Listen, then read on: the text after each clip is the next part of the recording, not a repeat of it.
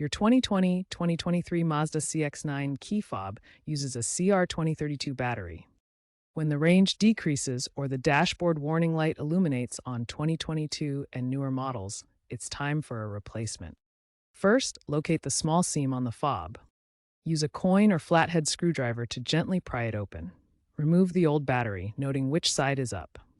Insert the new CR2032 battery with the positive plus side facing up. Snap the fob back together, ensuring it's securely closed. Test the fob to confirm it's working. If the fob doesn't work after replacing the battery, try reprogramming it by holding the lock and unlock buttons for 5 seconds inside the car.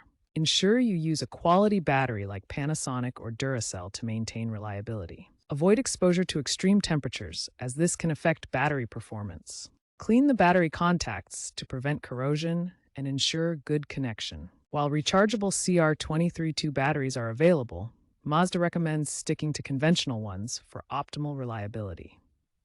If issues persist after trying these steps, consult a Mazda technician for assistance.